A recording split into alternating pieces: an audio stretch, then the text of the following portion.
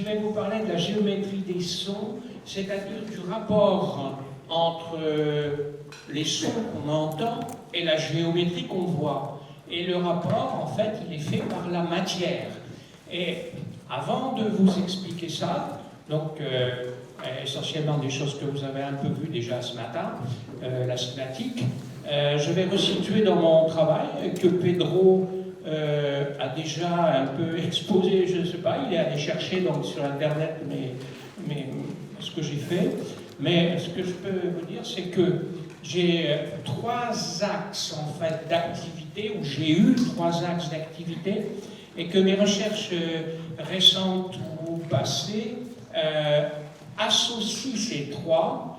La première étant effectivement mon activité au CNRS, donc où j'ai étudié la microstructure des polymères et des cristaux liquides.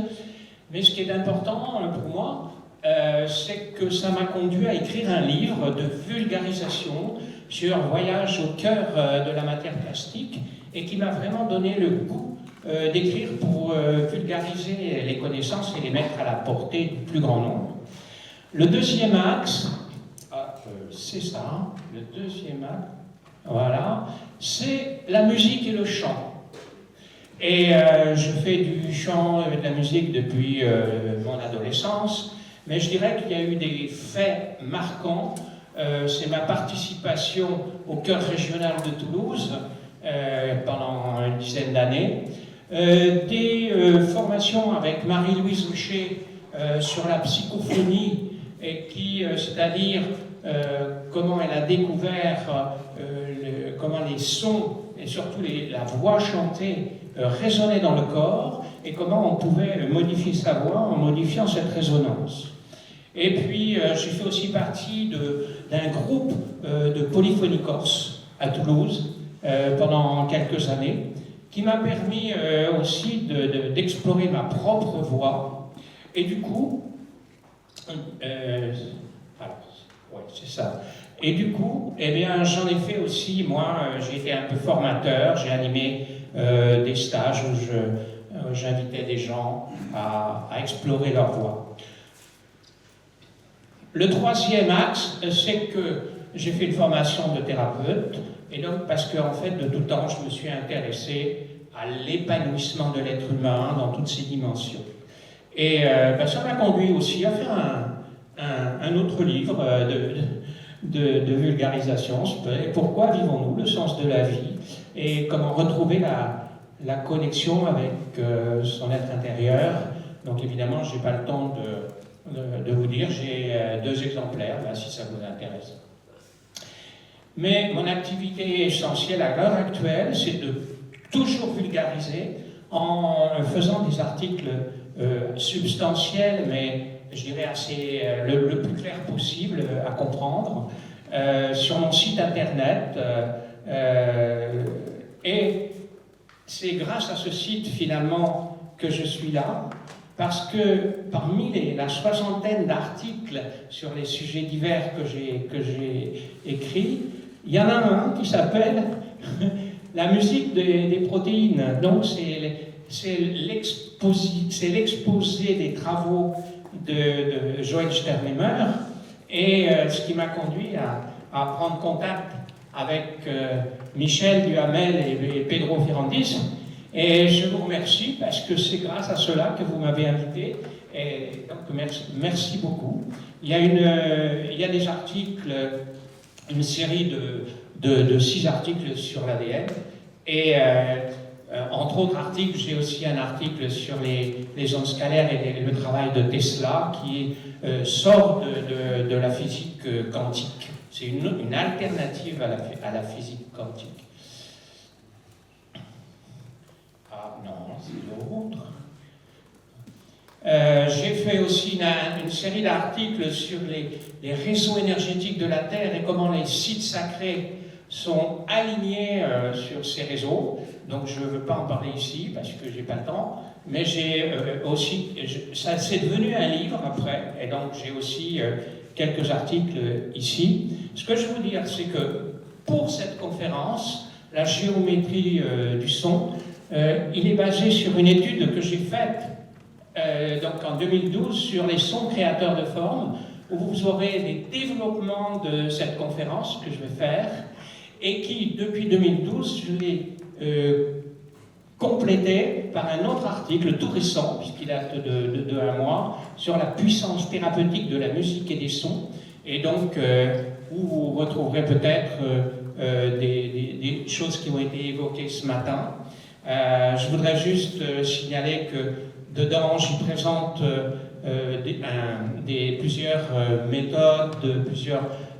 méthodes de musicothérapie en particulier, mais aussi des compositeurs. Je cite mon ami Pierre d'Andrea, qui vient de sortir un album de musique à vocation thérapeutique et qui est là, dans notre salle, là, si vous voulez le rencontrer.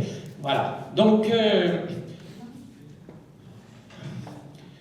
la géométrie, pour venir donc au sujet, comment on peut l'expérimenter? Comment, j'ai dit, le lien entre le son et la géométrie est fait par la matière.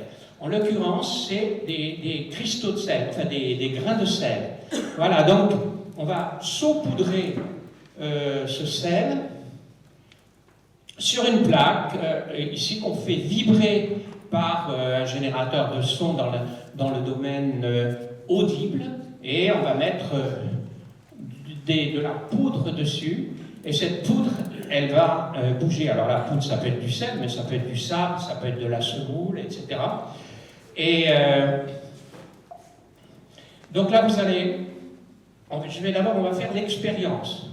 C'est-à-dire que je ne vais pas parler, normalement, sauf s'il y a besoin, mais donc on va entendre qu'est-ce qui se passe lorsqu'on saupoudre cette plaque et qu'on envoie une fréquence pure, c'est-à-dire que ce n'est pas une musique là, c'est juste une fréquence, mais que cette fréquence, on va la faire monter petit à petit. Et vous allez vous apercevoir qu'il y a des figures particulières qui se forment, et que entre cette figure, elle se désagrège. Il y a une phase de chaos, et hop, il y en a une autre qui se reforme immédiatement. Donc attention à vos oreilles. Alors, est-ce que ça marche? Hein? Oui.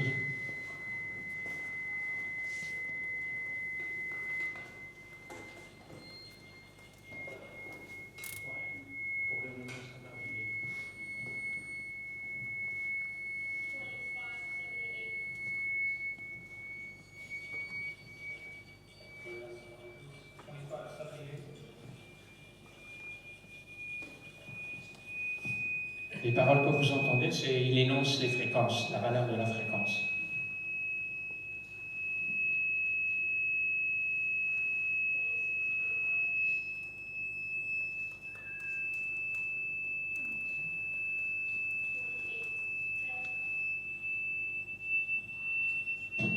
Alors, je vais vous en faire quelques petits extraits parce que, comme on n'a qu'une demi-heure et que c'est une conférence que je fais habituellement en 1h30,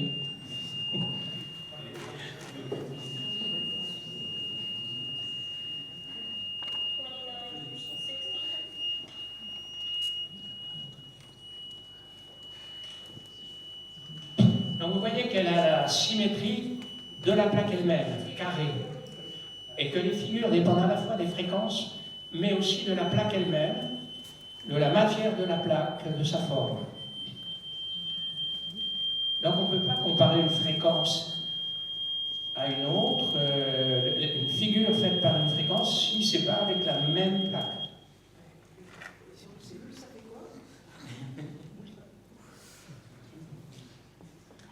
Il y a quelqu'un qui parle. Voilà. Donc, la conclusion première, c'est que dans la matière, c'est les sons créent des géométries. Ils façonnent la matière. Mais seulement dans certaines conditions précises de fréquence, voilà, qui sont en fait la réalisation d'ondes stationnaires dans la plaque. Je vais dire un petit peu tout à l'heure de quoi il s'agit. Mais avant, je vais vous dire un petit peu quelle est l'origine de tout ça. On appelle ça des plaques de Chladni. C'est un allemand, donc ça se prononce Chladni. en français on va dire Chladni, et qui, c'est lui le premier, c'est pas le premier qui l'ait fait, mais c'est le plus connu d'origine. Évidemment, il n'y avait pas d'instrument électronique, donc il faisait ça avec un archet de violon. Et selon l'emplacement de l'archet, il avait des figures différentes. Et puis, Hans Jenny, qui a repris ça, donc un médecin suisse, qui a fait ça non seulement avec du sel ou de la poudre, mais aussi avec des pâtes et aussi avec de l'eau.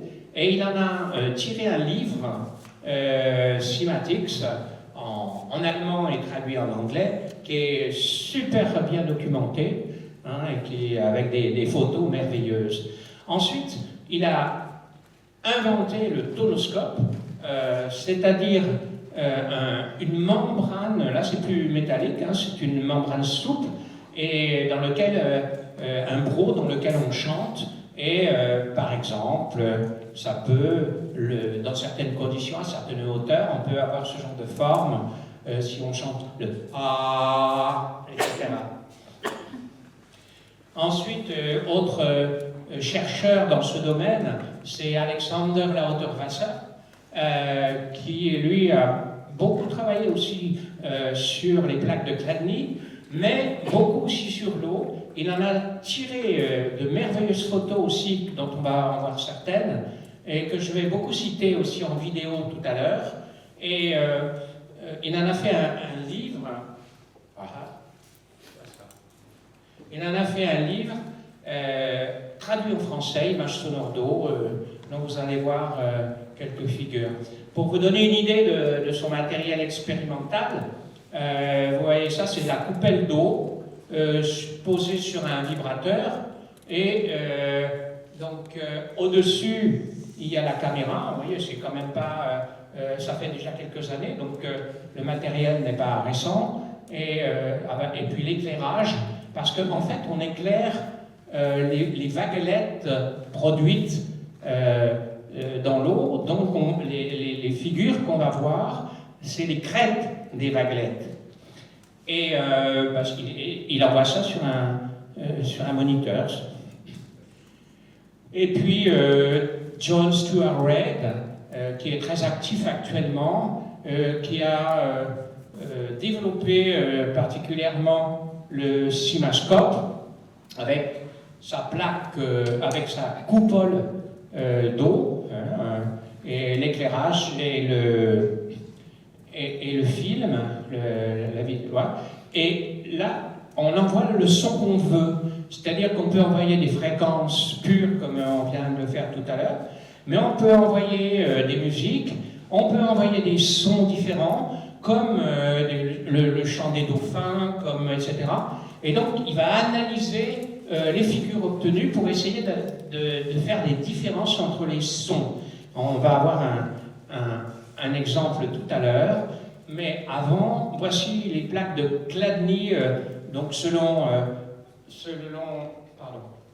Lauterwasser, dans son bouquin, et pour vous montrer que là, on a une plaque ovale, on voit que ça a la symétrie de la plaque ovale, mais en plus, on voit qu'au fur et à mesure que la fréquence qui est indiquée en dessous augmente, eh bien, les lignes sont de plus en plus fines et de plus en plus proches les unes des autres.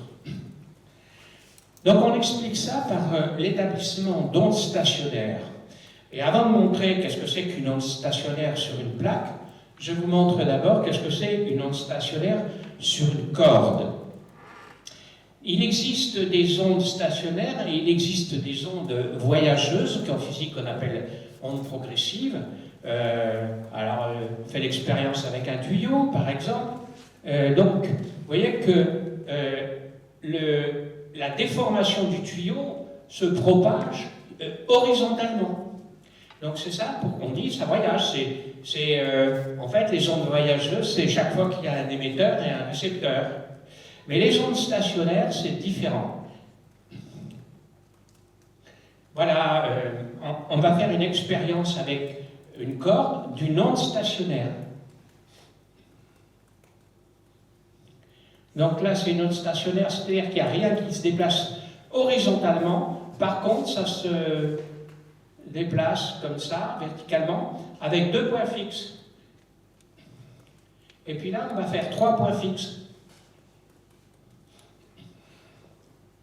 Donc vous voyez qu'à ce niveau-là, ça reste au même endroit, ça ne bouge pas. Et que si on met un petit bout de papier, il y a des chances qu'il reste en place sans être éjecté, comme ici. Donc ça explique pourquoi les grains de sel sont éjectés à certains endroits et qui sont amassés dans d'autres. Donc on va faire ça sur une surface et sur une surface, voilà. Ok. Donc on voit que c'est la même chose. Ah ouais. Donc ça ne dure pas longtemps, mais vous voyez que on va le faire avec celle-là. Donc il y a des zones qui vont de haut en bas, et puis entre elles, il y a des zones qui restent pratiquement fixes, où vont s'amasser les grains de sel, ce qu'on appelle les lignes nodales.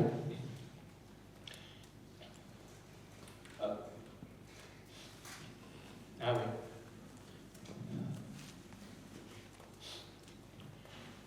Donc la forme créée, en fait, la forme que vous voyez dans les plaques de Gnadny, c'est la forme de la plaque ou de la membrane qui est dessous. Et les grains, la poudre n'est là que pour révéler cette forme.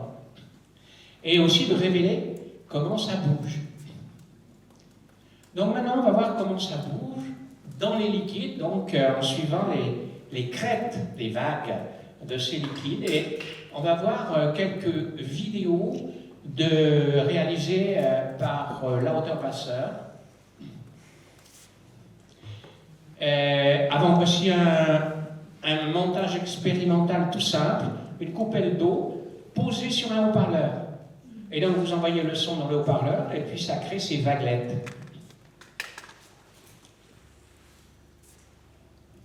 Donc là, la fréquence est fixe, mais quasi, je n'ai pas vraiment d'informations précises, mais disons que la forme reste à peu près la même, ça veut dire qu'elle bouge, que la fréquence reste fixe. Voici un deuxième exemple. Là, on met de la glycérine dans l'eau, donc elle va être beaucoup plus visqueuse. Et on voit qu'elle fait des assemblages qui ressemblent plus à des assemblages cristallins.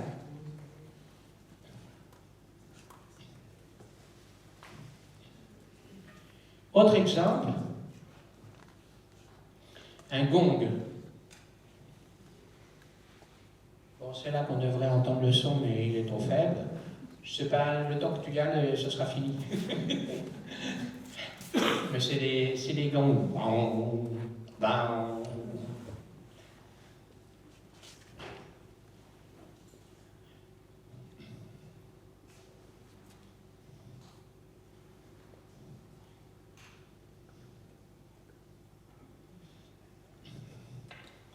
Et enfin, là on va essayer, c'est une autre, c'est avec John Stuart Reid, c'est la voix, avec le cimascope.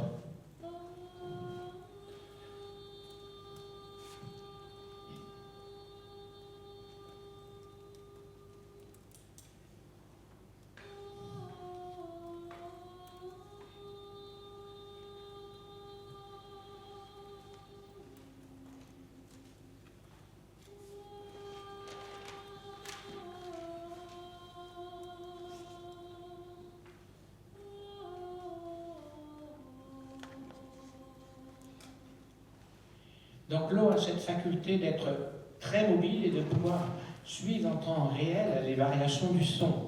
Donc c'est vraiment très, très intéressant. Et on va en avoir différentes applications.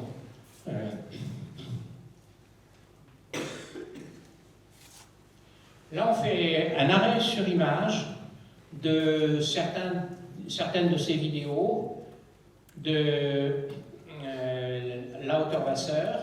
Donc voici, je vous laisse apprécier.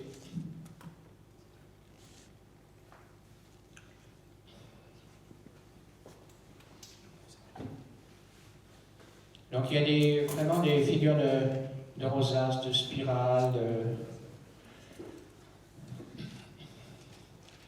Voilà, alors les applications possibles, donc voilà, je n'ai pas le temps de vous parler de l'effet thérapeutique du son sur l'eau de nos cellules.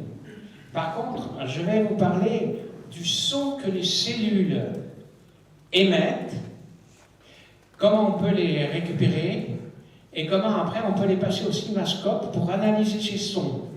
Donc c'est un travail de James Grzybski et André Pelling à l'Université de Californie à Los Angeles dans les années vers 2004. Ils ont pris des cellules vivantes de levure de boulanger, qu'ils ont mises en culture dans une boîte de pétri et qu'ils ont analysées au microscope à force atomique. AFM.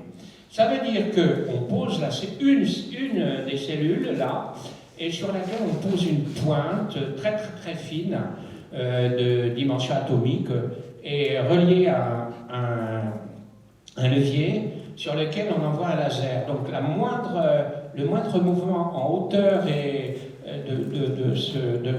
de la membrane de la cellule est renvoyé.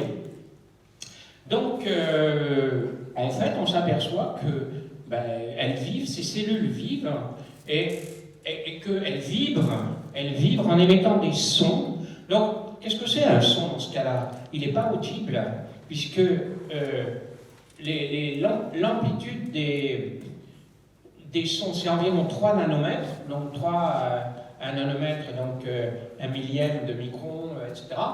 Et que ces fréquences sont audibles dans le sens qu'elles sont de 800 à 1600 Hz, voilà, et donc on peut les amplifier et les écouter. C'est ce qu'a fait une artiste à Nimetz en collaboration avec André Pelling, et donc elle a enregistré certaines. On n'entend pas beaucoup quand même.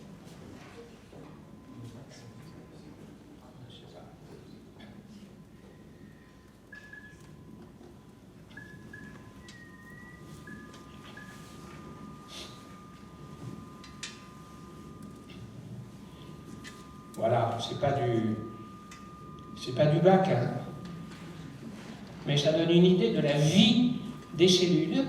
Et John Stuart Reid, il a recueilli le son de ces cellules par la spectroscopie Raman, je ne sais pas comment il a fait, je n'ai pas cherché, et il a enregistré le son dans le corps humain de cellules saines et de cellules cancéreuses.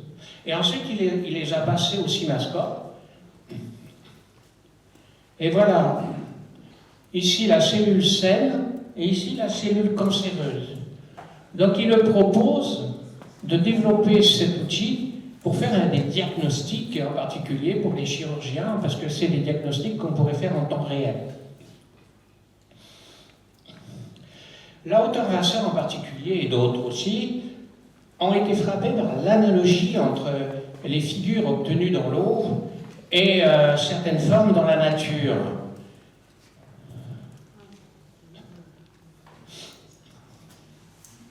Ah, j'en ai sauté une. Voilà.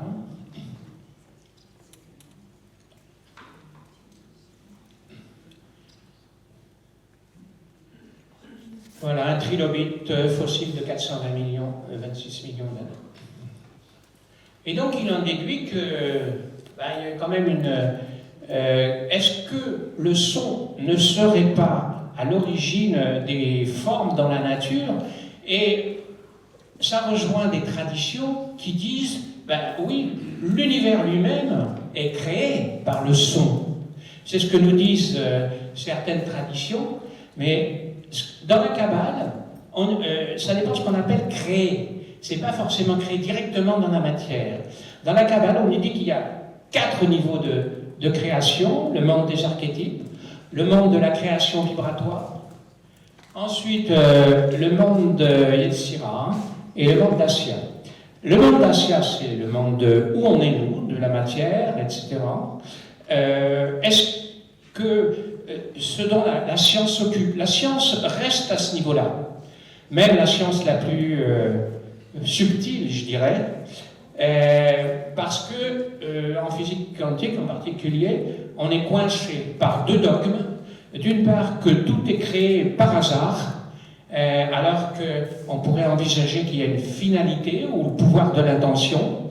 Et voilà. Et d'autre part, qu'il y a différents niveaux de réalité que certains appellent les taux vibratoires, mais on peut donner une autre. Ici, c'est quelque chose qui existe dans toutes les traditions, mais que beaucoup on en fait l'expérience dès qu'on a une expérience mystique, etc.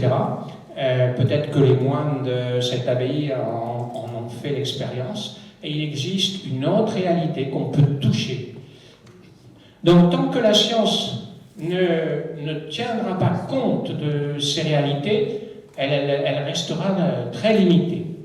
Donc voici, pour terminer, quelques citations sur les mythes de création. Par l'hindouisme, c'est le Om qui émane l'univers sensible. Celui-ci existe dans Om et se dissout dans Om.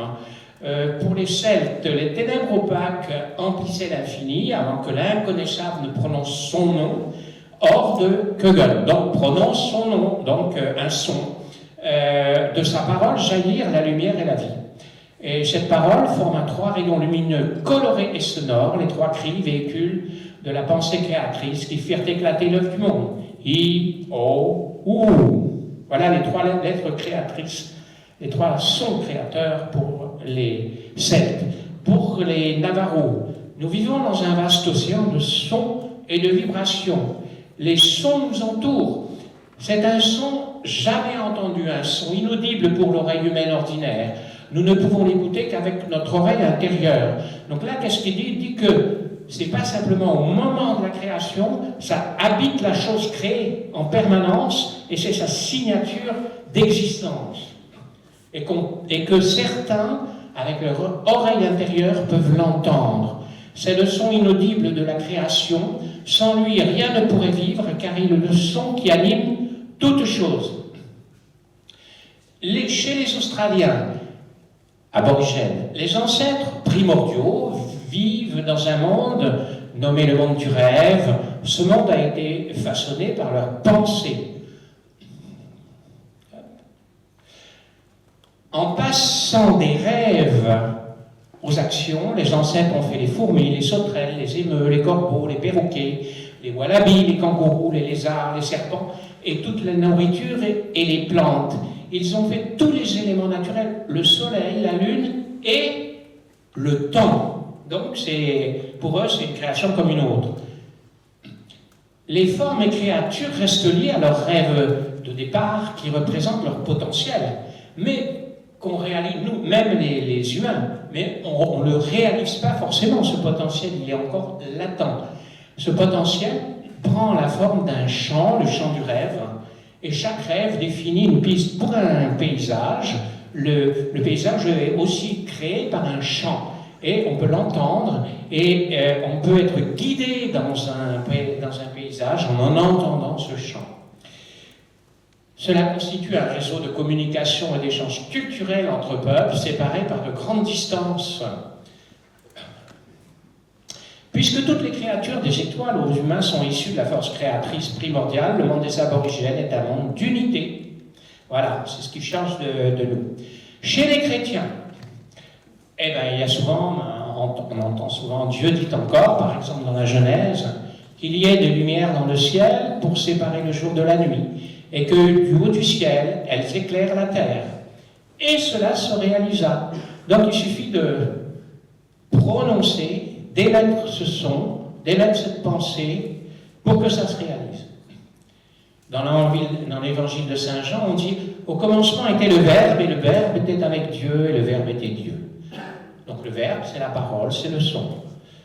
Au verset 19, avec de la terre, le Seigneur façonna quantité d'animaux sauvages et d'animaux, et les conduisit à l'être humain pour voir comment celui-ci les nommera. Chacun de ces animaux devait porter le nom que l'être humain lui donnerait.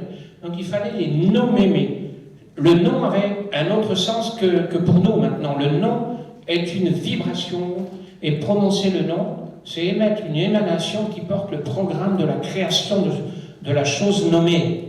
C'est donc créer la chose ou l'animal, tout au moins dans le plan archétypal.